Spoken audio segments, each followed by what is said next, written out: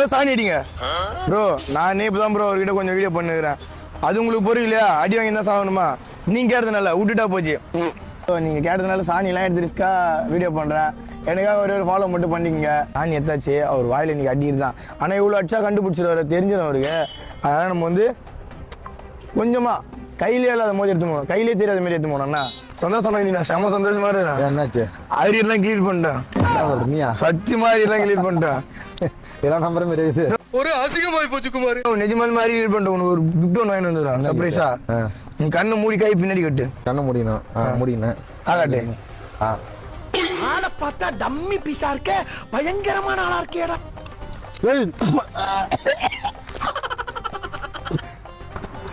பைத்தியக்கார குதி சாணிடா புண்டா. அதெல்லாம் அரிய காசு கேக் வாங்குறதுக்குள்ள ஏய் போடா போடா புண்டா போடா.